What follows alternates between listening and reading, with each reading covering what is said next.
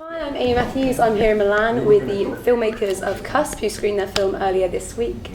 What inspired you to make this film? Well, I think like every filmmaker, you have to start with a short at the beginning. Yeah. So it's kind of that's the beginning point, a short film. So it's really funny because with feature films, it's something like, oh, I've got something I really want to say, and then with a short film, it's like, what should I say? Let's say. But for me, like one of the places that I really get inspiration from is photography, either art-based photography or fashion photography, and that's kind of, for me, that's always the starting point of an idea, is looking at images and going, wow, what's the story in that? And so one of for this story, the starting point was a series of photographs by a photographer called Bill Henson, and he shoots these semi-clothed teenagers on hillsides or like in the outback in Australia, and there's always like twinkling lights in the distance.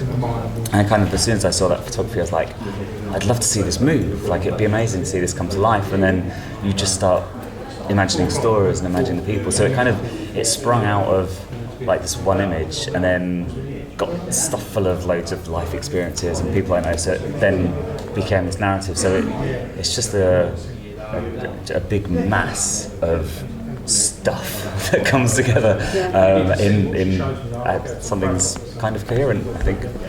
When did you start pre-production? Like, was it, how many years ago was it? So I wrote it in late 2013. So it's kind of, I had a first draft by Christmas 2013, and then we spent about 6 months talking about it, and then it was just, I think it was on like the 1st of August, we went, right, we're actually going to shoot this. So then we spent, really lucky because we were going to shoot it the last weekend of August, so we had a month to really nail everything down, and that was just brilliant. Instead of going, oh, let's do it now, let me do this there, it was like, okay, let's think about each shot and let's think about each scene and really like aggressively plan it. And so we got to basically spend a month just pre-production and just getting ready and breaking location, and so that was. I don't think people realise how much time goes into pre-production films. It's the most important part of a good shoot. Well, totally. I mean, I think that the pre-production is where you can deal with a lot of the problems that otherwise they'll come up, and if you haven't found the right location or you haven't, like, because the whole film shot at night, and so if you haven't seen that location at night and you've only gone during the day, and then you get there at night and go, there is zero light around here, or there are no toilets, and so like in our first location, there were toilets during the day, but they were closed at night, and so suddenly we had to have how are we going to get our actress to the bathroom if she needs it? So we had to have like a 20-minute drive to the bathroom plan in place, which was good to know. Yeah, it's good to know. So what camera did you use, and was there a certain reason behind why you used it? We used the Red Epic with some Canon K35 lenses, which are also old film lenses. And the reason for using that is that it's got like a very high latitude, so we can get like a good amount of highlights and blacks, so give us a lot of flexibility later in post-production. And then the main challenge was actually to start from a picture and then transform that picture into a 40-minute film and actually keep the style consistent throughout the film, and then be able to justify that kind of very stylized style in situation like there's a scene in a chicken shop that we wanted to be all lit with blue and red lights, which is a bit difficult because it's a chicken shop, you don't spread that kind of lighting. And so we use some practical inside, so that when they switch off the lights, those practicals become the only light inside, and so you got these blue and red lights, and so in this way you actually justify that kind of style, and that was the main challenge. When you wrote it, was it always that short, or did you cut out a lot that you didn't need? I think the original script was maybe 20 pages long, so I cut out a lot of cute dialogue, because it was kind of like this is really adorable, and it's like well written, but it's kind of like it does nothing. And especially like one of the main scenes, it's just two characters sat at a table talking to each other, and I was just so aware this scene can't be too long because there's only so many angles, and so I knew that I had to get that down as much as possible. But I think it was always clear in my head to do it in 3 main scenes to kind of do the 3-act structure and like shorter form, and so you have like a short first one, a short end one, and then a longer middle one, and so that helped kind of keep me focused, like going no, think about this structurally instead of just showing up that I can write fancy words. I think sometimes people like to write and not show it visually, which obviously sometimes you don't need certain people write too much, if that makes sense. Oh, totally. I think because a lot of the work that Si and I do together is commercial documentary type work that doesn't have dialogue, and so we kind of, everything we do is, we always tell stories through images. So I think that when it came to writing, I was just always aware, and the process that I went through is I wrote a ridiculously, possibly even overlong backstory to the piece, and I always find that when you do that with a script, when you can just like pull all the words out, and you can prove that you've got stories, and you can prove you can write well in this backstory, and so then when you actually sit down to write the script, you go, oh, I don't need to like get these words out of me because I've just got rid of them all. So then you can just be really, really sparse on the page, which is what they say is good script writing. And have you all worked together before, or did you? We've been working together for 4 years. Yep. Yeah, for Cusp, and we've been talking about shooting fiction films since we met, basically. It's hard getting the money for them. Yes. Funding. And then Ez and I have worked together on various projects over the years. She's got some commercials for me. I've made a documentary about her. And lots of little pieces. It's been fun. Did you always want to direct?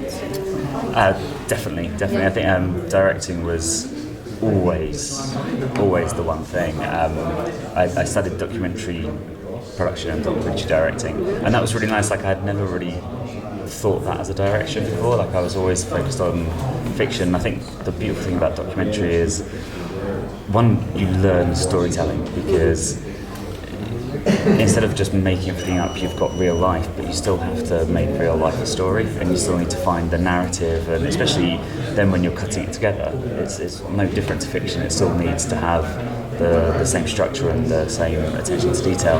And so what's been really nice about evolving into fiction is all these things that you get with documentary, as in the real world getting in the way and the truth having to be there, you can actually go, great, I actually can just make it all up now, and you're not trapped by, why didn't they say this, or why did they say this? So it's a really, for me, it was almost a better way to do it, that you kind of like tell stories with the real world, and then you can make them up. What else? Would you like to talk to Ez about the music? I was trying to think of a really spot-on question about music. So how long did it take to score? Were you doing it throughout, like since the beginning of the process? So I like to get in really early in the process, and Ollie was totally up for it. We met and just read the script together, talked a lot about characters and what his initial story was, and then I went home and sat at the piano and just let my ideas run and just made little sketches. And from that on, I waited till they started filming, and then Oliver showed me the first edit, and we had a long music meeting talking about what he thinks, how it should sound like, and he was really hearing violin for some reason, and I was like, okay, I'll just hear violins. Yeah, I hear it, I see that. No, and I took that in, and so for me it was really important to get that first script meeting, because editing was changing, his ideas were changing, my ideas were changing, so I had this first meeting like written out, and that was my compass, my anchor, and I just followed always that, like the initial thought. And so I wrote 5 pieces for a short film, which is really unusual, I guess, but it had enough space to do it, and the scenes were asking for it as well. And so it's 3 pieces, violin and cello, and 2 pieces electronic music, and the last piece is I ask a band to perform it. So in general it took not so long, but the process, the recording studio, rehearsing, casting musicians, the whole process took like maybe 3 weeks till we had them mastering, mixing. So it was a long process because we had also other things going on. So it wasn't just like, oh yeah, just like jobs and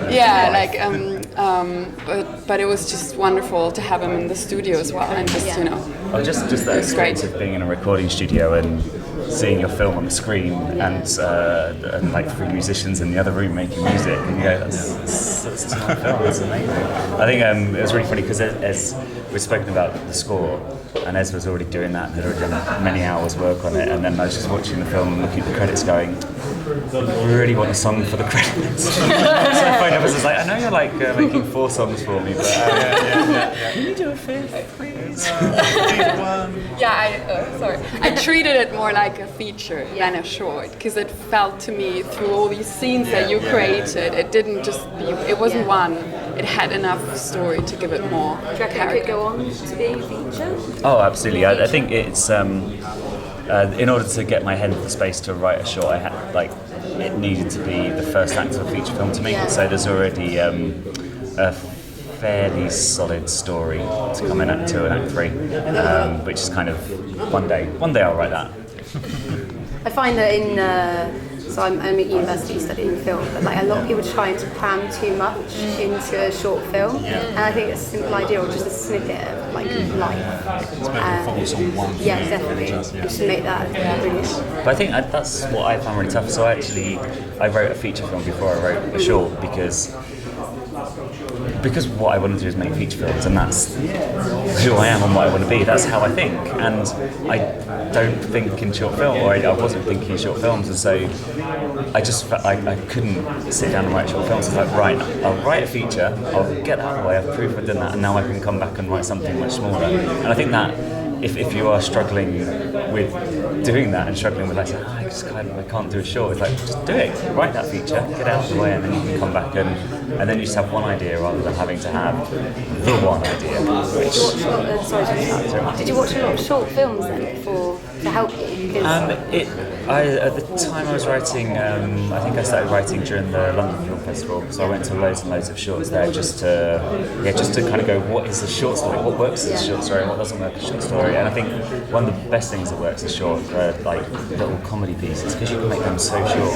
And the one I've just written and we've been talking about this week is a short comedy script. And I think it's so much easier to connect in a humorous way. And you can do that in like 3 or 4 pages rather than have to do 15 minutes. And obviously the amount of money it costs to do a 3-minute film compared to a 15-minute film is ridiculously smaller. So I think that's the watching the short films, and because it has to be something you like. You can't just go, I need to make a short film because that's what I have to do. You have to go, it needs to make me happy, make me interested, and also comment on the way I see the world. And I think that it's the same with feature films. You can never make a feature without watching loads of features. So if you're making a short, you do that. That's why a lot of people find it hard to write shorts, because they don't watch them, because they're just used to features, try and cram everything in. I have a question about the lighting. Was there a certain reason you wanted red and blue? Well, the reason was mainly the reference that we found together. But obviously, especially in that particular scene in the chicken shop, the character is a transvestite, and he's lit with red and blue. So blue on one side, and red on the other side, which kind of gives you the idea of this like dual personality he's got, and it actually helps tell more about the character, which obviously in a short film it's hard to, because you got such a limited amount of time, and so this kind of stylized style is actually helped telling more the story about the character. So that was the... Yeah, it's quite funny when we got in there into the chicken shop and we lit it, and you're like, this isn't natural, is it? This is not natural lighting. Looks so pretty. Yeah, it's very pretty, but it's like because we had to say that we did have like normal lighting in there, and then he turns the lights off, so you almost get the impression that maybe there's a big blue light outside. It's like I said, it's like justifying unjustifiable lighting. It's believable. So that people don't go like that. So what's next for you three? Are you going on to do another project together? Yes, so I've just written 3 short films, which again I found much easier than writing one, because instead of having to have one idea, you have 3 ideas, and you don't get trapped into one thing. So at the moment we're reading them all, and as we did with Cusp, actually involving Ez at this stage to talk about the mood. And I think it was such a beautiful process making Cusp, and having the music as such a core part of it, that I kind of wouldn't want to work another way. And so we kind of, even we were talking about edit decisions like last night with regards to the film, and you kind of go, wow, we're literally just finished writing the script, and we're now talking about how we cut in, where music comes in and out. And I think it's that, almost like that forethought for it is going to benefit it rather than just having, oh, here's a film, stick some music in at the end. So that's what we're doing. And then Si and I have got, well, I guess Ez will be involved as well, but there's a feature we've got on the boil, so it's kind of lots of fun stuff. All the same genre, or are you trying to do a mix? I think there's definitely harmony amongst them all. I think maybe if you saw two of them next to each other, you might not see the similarities, but then when you see a third, you're like, okay, this is the consistent. There's some theme there in both of them. There'll be theme and style similarities, but I mean, what's really nice is getting a chance to play with a different visual style as well, and kind of go, this, because Cusp is all at night, and then these others I've written are all like daytime interiors, and so it's kind of quite nice to go, it won't look the same because it'll be totally different lighting, but it will still have our style. Well, thanks a lot for talking to me. Cool. And I wish you good luck with your future projects. Thank you. Good interview, well done. Thank you. And we'll cut that there.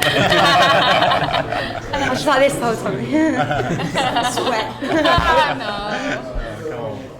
This is a silly question, but how do you go about casting? Like, do you just put an ad online, or do you do you actually seek? Because we do a lot of commercial stuff, we have commercial casting directors that we use, and so we just went to our casting directors, and for them, it was actually, because I went to go like, oh, we're not paying you very much money for this, and I know you've probably got more work on.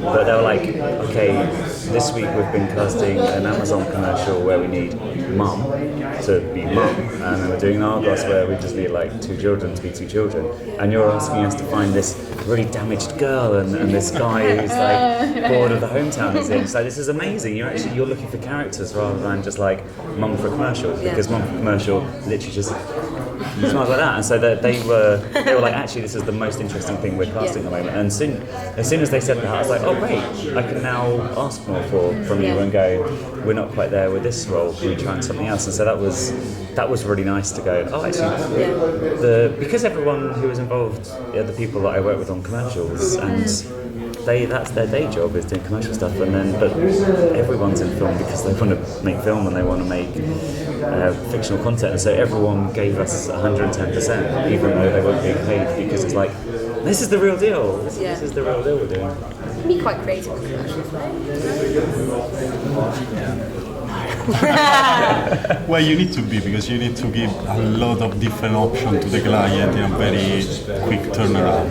So maybe you offer something to the client, you go yourself, and then the client arrives and is like, no, I want something completely different. You got half an hour to change everything, so you need to be very good. No, I think there's so much room for creativity in commercial, but it's always the underline is like, whatever the commercial's for, whatever the brand is, the message, the theme is the brand is amazing. And that then becomes limiting because you can't, you don't always show the reality of the world or the reality of human experience if you're just focusing on one thing. There was like College Humour and certain other YouTube pages. They do like shorts, and then you don't even realise it's an advert. And at the end, they're like, "This is sponsored by." I'm like, that is good. I think that is what's beautiful about online advertising and any kind of branded content, is that you don't have to do that. And I think that the fact that the brand presents something is enough. And a lot of brands don't get that, and they're not quite ready to hand over that much free range. But that's what audiences respond to. Like, everyone wants to see something that has a value or a level of interest in it, and I think that the online audiences are educated enough that they can accept this brand presents this, and it doesn't feel like you're then like, oh no, it's an advert. You go, oh, this is great. these are people who want to make a film, and they've got funding from this brand, and this brand want to be associated with it because the idea is cool and the brand's cool. And like having that's where advertising, digital advertising can be really, really creative because you have those opportunities. But then there are other times that you're just like, no, this is this is about the brand and not about creativity. So you're all based in London then? Whereabouts? In Shoreditch. Oh, nice. Shoreditch. I go to Uni in Greenwich. Nice. What are you studying? Film and TV production. Yeah, it's a crap, but it's just fine. What uni is it? It's not Ravensbourne, it's actual Greenwich. Oh, okay. So everyone's always like, oh, Ravensbourne. Like, unfortunately not. But yeah, make the most of it, the best of it. Yeah, you get out what you put in. Absolutely. I studied at Salford University, which is pretty good. But what I got from it was the fact that I got to spend a year with other people who wanted to make a documentary and didn't have something else to do. And that's what was so nice, is that you're like, you sit around all day and you get to talk, whereas in real life you don't do that. Even when you work in the industry, you've got a job, you've got stuff to do. And so that year of university where I was just going, well, we've got nothing to do this week and we have this kit and let's go and do it. So that is what is brilliant about university, and that doesn't have to be an amazing university, right? And like you say, it's what you put into it. And if you're getting everyone else involved and making good stuff, you don't have to have the best cameras, you don't have to have the fastest computers to edit on. You can make it's sometimes even better because you need to work with what you have. Yeah, I would say that to my engineers. Just learn to work with what you have. Yeah, sometimes I think you get more creativity out of, like, if you've got certain people, if they've got like a smaller budget, you have to like think of ways around certain things. You can create your style with that. Yeah. Totally, I think that like all creativity comes from, or for me, when I start being creative, I like drawing the box that I've got to operate in, whether that's budget, whether it's time, whether it's brief, or whatever. And as soon as I've drawn the box, then and then I can go, I do this, I do that. If you just go, there's no box, which is what's really difficult about coming up with a short film, because I say, there's no box. I'm like, do you mean there's no box? I need a brief, I need to know what brand I'm trying to show off. So then you start building that by saying, literally I can only record a one-day shoot. Okay, great. So it's a single location, and then you just start building those walls, and it's just throw an idea in there and see it bounce on the wall, and that's where it takes shape.